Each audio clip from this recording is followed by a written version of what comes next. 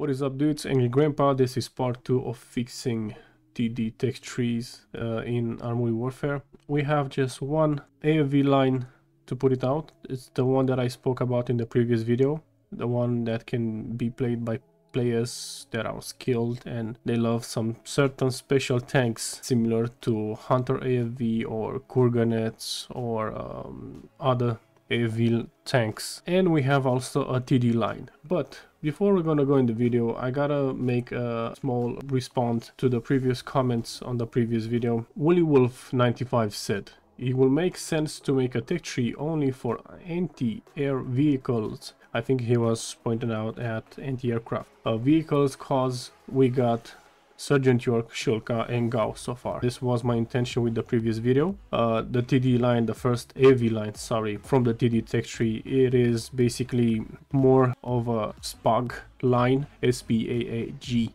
line, because we have some tanks that are basically that in the game, but they have a title of AFV or TD, and that's not 100% accurate. And now we go to Maris Sorin, which says, you managed to do the necessary research to make the TD line relevant. It's a bit late for developers to make these changes, but they can learn a lesson and not make tanks on the conveyor belt automatic just to cover the gaps in the line. That's true. We have a lot of tanks that are basically mismatched, and in this TD text tree fixing, let's say, video that we're gonna point out probably in part 3. Yeah, in part 3 we're gonna point out some tanks that will be interesting to have them useful as progressive tanks instead of premium tanks. So let's get started, guys. We have at tier 4, which is CV9040. It was developed at the beginning of the 90s. It is based on the CV90 infantry fighting vehicle chassis. Its tests were made in 1993. Now it's produced serially and supplied to Sweden Armed Forces. The vehicle is armed with L70B or 40-70B. A 40mm automatic gun, which is a modified Bofors 40mm anti-aircraft gun, which entered service in 1951. That's the gun, that's not a tank, you know. It has also some ATGM launchers, some versions of it that has ATGM launchers. Tier 5 is M163 Hovet. It's on the chassis of the M113 armored personnel carrier. In addition to the 20mm M61 Vulcan rotary cannon, it is armed with 4 FIM-92 Stinger surface-to-air missile launch tubes. The M168 gun is a variant of the General Dynamics 20mm M61 Vulcan rotary cannon, the standard cannon in most US combat aircraft since the 1960s. The VADS was slated to be replaced by the M247 Sergeant York, but that system was cancelled due to the cost of overruns, technical problems and generally poor performance. So the M163 Hovet was a much better, let's put it out, tank. The way it looks, quite small but very powerful, and as you may see, it has also ATGMs similar to the one of Raleigh, but there are 4 pieces, not 2 of them. The next one, it is tier 6 Rooikat 35 ZT3, was developed with a new turret to incorporate the ZT3 anti-tank missiles. The ZT3 and its launch systems was developed under the codename Project Raleigh in the 1980s as a long-range indigenous anti-tank guided missile. Pre-production modules mounted in a triple launcher on top of a Ratel IFV and saw a service in Operation Modular during the South African border war with good effect. I put it at tier 6 because I made also a change somewhere else. Tier 7. The CDAM-25 is developed in Italy from the chassis of American M113 armored personnel carrier. Production started in 1987 by Otto Breda and built with a large turret to accommodate the 4 Oerlikon KBA cannons and remodeled the hull of the M113 slightly to provide side access to the internal space of the vehicle. In addition, CDAM also possesses 2 air missile launchers. The portable missile later was to become the missile developed in 1974. It was initially deployed in 1988 for the first version M1, 1997 version 2 and 2019 version 3. As you may see, the tank looks freaking insane. I like the way it looks. The tank is freaking insane at tier 7, and as I said, this line is gonna be just for players that knows to play with this sort of tanks, because these tanks can save an entire team, can have a lot of fun in PvP matches and even PvE matches, hardcore matches and so on. This tank is gonna, well, this line is gonna be very interesting to have it in the game. At tier 8 we have the ASCOD, but not any ASCOD. This is ASCOD 2, which in Spanish service the vehicle is called Pizarro, while the Austrian version is called Ulan. This is the product of cooperation agreement between Austrian Steyr Daimler Push AG and the Spanish General Dynamics Santa Barbara Sistemas. The ASCOD 2 can be fitted with a various armament depending on the version.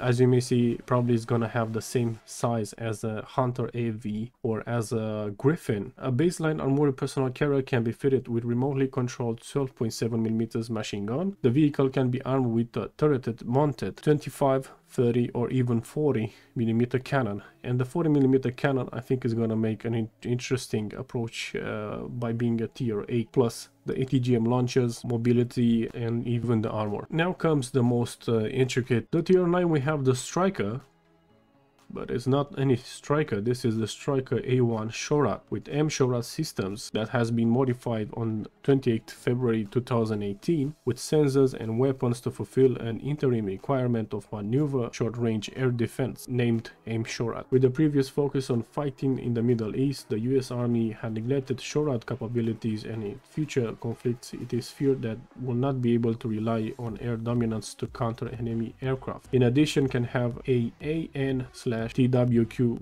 Avengers and fielding man-portable Stinger missiles. So this tank can have different type of missiles, but as you may see in the image, it has a tremendous amount of missiles and machine guns, which it makes him a really good tank, non-premium. And the last one, it is the tier 10. The Pandur 2 is an improved modular all-wheel drive of the Pandur 6x6 APC wheeled armored vehicle. It was developed as a private venture by the Austrian company Steyr Daimler Push Spezialist Fazul. Main armament is a gun with a caliber 105mm, secondary armament a machine gun and a Spike LR anti-tank guided missile. The tank might have infantry 80 squad, sniper mortar because it has the capacity same to the previous tanks, same to SHORAD, same to ASCOD and even Mistral. All of this is because this tank it's split in different AFV, IFV, APC and even SPAC with similar appearances. Oh boy, so now we go to the third line, which is gonna be the interesting one. So we have the M113 ACAV. At tier 4 I moved Weasel,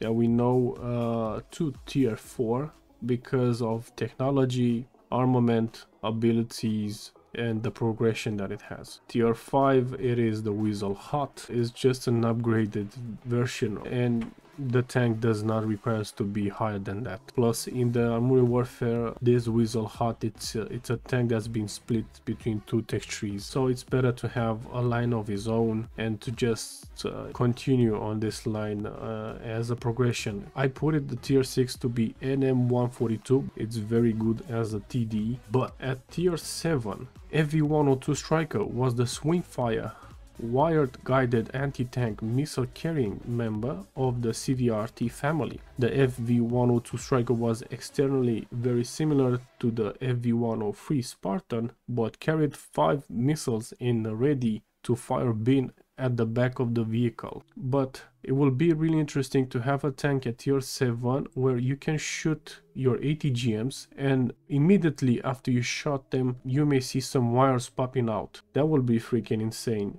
because in some games you cannot see this, and this might be a plus. At tier 8, here comes the tricky part. I spoke about it in part 1. This is the Weasel 2 Ocelot. The Ocelot carries 4 ready-to-fire Stinger surface-to-air missiles, but can also be armed with Igla, Mistral, RBS-70 Mk2 or Starburst missiles. So this tank has a lot of pluses. Like, okay, you can have one sort of missiles, but you know what, you can have 2 types. As a fact, you can have 3, whatever, you can have 4 of them. The expert version Leflesus is known as ASRAD. The main components of the weapon platform are pedestal with azimuth and elevation, drive and combined sensors and system electronics including the missiles, interface, electronics, multi-purpose launcher, pedestal, electronic system, control and display unit. For targeting tracking, the Ocelot is equipped with its own established forward-looking infrared FLIR sensor, TV and laser rangefinder, as well as dual mode auto tracking. At tier 9 we have the Hellfire. I'm not gonna change this tank deserves this tire, and it's a really good tank as a tier 9, so I'm gonna leave it here. At tier 10, here comes an interesting tank. At tier 10 we have the M113A2 Ultra IFV, originally an M113A1, a upgraded version to A2, a standard and modernized vehicle by ST Kinetics. It has a 40mm AGL/0.5 inch HMG twin weapon station, and it is used by Singapore Army. Can have nearly the same damage as the tanks above, but it will have a better view range due to the huge antenna, better camo as S21. The tank can be very OP. It is a plausible transition of the entire line. Remember what I said in the first part. The M113 chassis is used even nowadays by some producers, and as you may see, this tank in the end, the tier 10, it can be very versatile, and that's why I put him at tier 10. This was the end of part 2. Hope you enjoyed this, and as always, thanks for watching.